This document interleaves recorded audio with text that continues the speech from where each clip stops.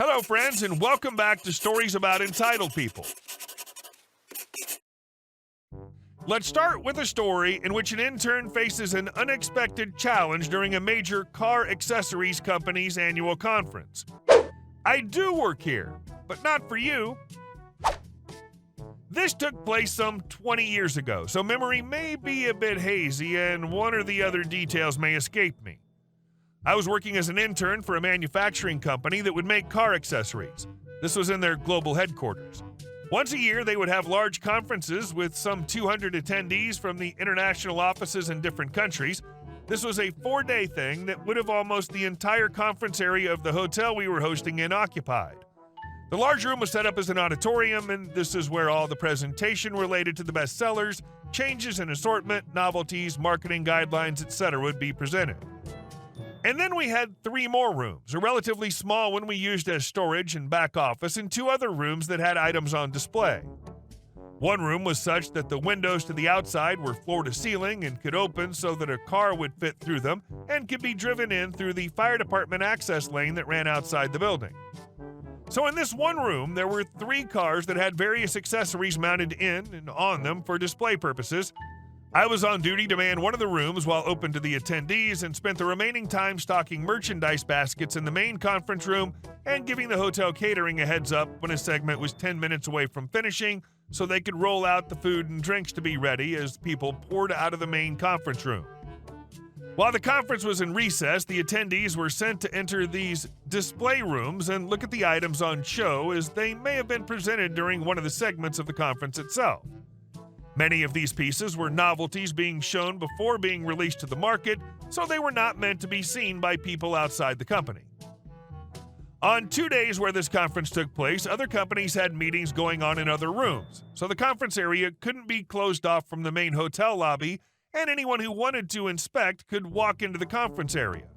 Normally, this was not a problem because nobody who was not working there would look at a deserted corridor, and when people were out, it was obvious this was a closed group. But one day, during one of the breaks, a family, father and 2 sons, of tourists wandered in and they went into the room where the 3 cars and the accessories on display mounted on them. It was pretty close to the end of the break, so there was a lot of movement, but they could easily be made out as children and a man with a faded t-shirt and shorts stuck out in a sea of suits.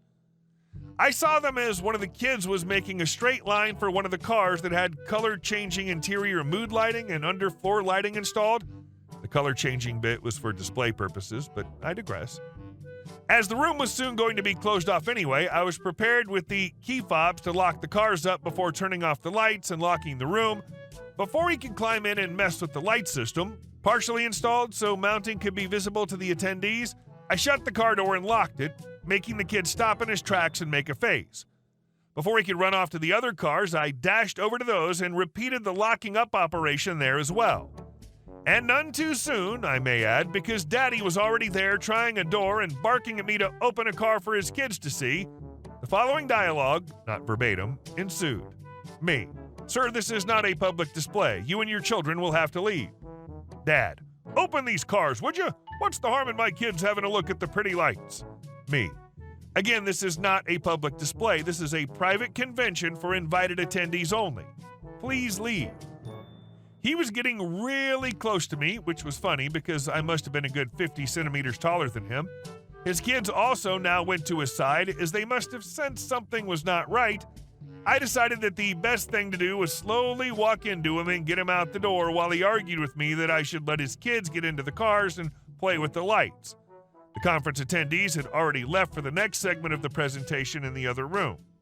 He continued with me being so rude, being nasty to his kids for no reason, and I kept repeating that this was all lovely, but that I was working for the company that was hosting the conference and that the items on display were not meant for the general public.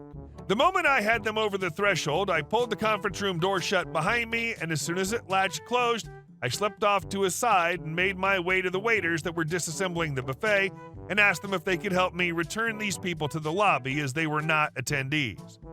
This is when Daddy went all indignant and told me I had terrible customer service and that he will be making a complaint. And I turned around and replied, "Sir, I don't work for you or this hotel. I don't care if you think I'm rude to you and you want to make a complaint about me at the desk. All I want is for you to get lost from a space my company rented and you have no business being in." He then got really upset and started cursing at me, but the waiters took over and escorted him away from the conference room area, and I returned to the back office to put the key fobs away and then returned to the conference room with the cars to check that everything was in order and switch off the lights. As I was leaving the conference room, the manager for the conferencing spaces came to apologize, and I told her that it wasn't her fault and that I hoped the guy didn't cause much of a scene. She didn't reply to that, but told me they would be posting someone at the entry from the lobby to the conference area for the remaining breaks that were planned for that day. The fact that he was backing off while continuing to be rude is hilarious. It's like a terrier barking at big dogs while safely on a leash on the other side of a big fence. And our second story. My manager thought hiding my quota would make me work more. I started working at a chain supermarket in November 2019. I worked as a Cap 2 associate, stocking shelves, unloading trucks, stuff like that. My supervisor when I started was amazing. Generally, I would get a quota, say 8 hours, and would have to get that section done in that time frame. Any time exceeding the 8-hour workday I had would warrant someone getting sent over from a smaller section of our department to help me wrap it up. Skip ahead another month, and she has to go on leave for about a month. My average quota gets up to about 14 to 16 hours a day, and our manager gets moved to the night shift. In comes a new manager. This guy was a nightmare. I stopped getting help in the juice and water section that I worked and ended up with a few large pallets left at night for the overnight crews because, like I said, I was getting 14 to 16-hour quotas to fulfill my 8-hour shift. Once the DM stopped helping him make the sheets and gave him control, he started pulling me to the side and constantly told me to work faster, to which I would reply, "I'm working as fast as I can. I'm getting double the amount of work to do in the same amount of time." He doesn't listen. Then comes the first week of February. I check my department, still working in juice and water. Great, my specialty. I look over at the quota, it's blank. I think nothing of it, get my usual amount of pallets and don't finish them all. This goes on for about a week before he comes up to me again. "OP, you aren't getting your quota done on time."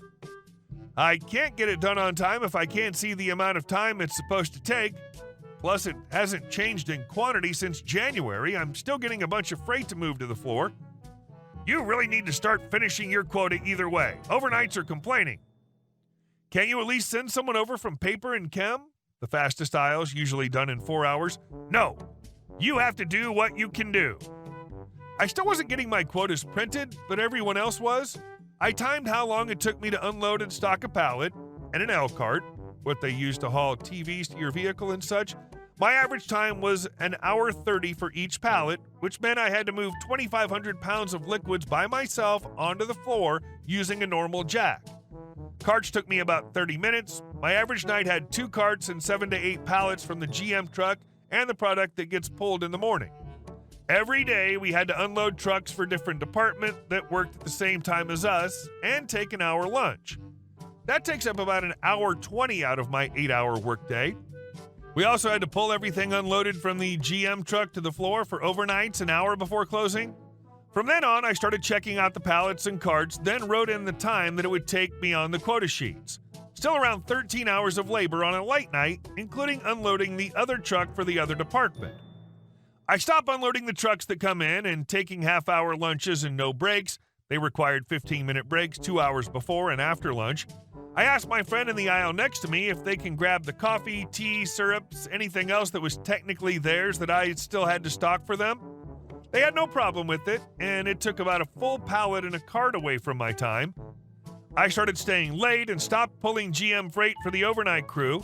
After a large check full of overtime and scolding from higher-ups on skipping my breaks, my manager finally says something. "Why aren't you helping out with the trucks? You told me to just worry about my quota. You need to start helping out your coworkers. And you can't skip breaks and lunches and work late. That gets me in trouble and you." "Well, I need to get the quota done. You told me that's what I had to do no matter what. You need to get it done and still help. I can't do that in the time I'm given. I can see I'm getting nowhere. Just go." Every day after that, I started getting not only quotas, but 2 additional people would be unloading juice and water pallets with me and make me go to lunch with them and on breaks. I quit in March to move to Virginia. but I would never work there again. And our next story. Bought a no HOA home. Neighbor says there is one.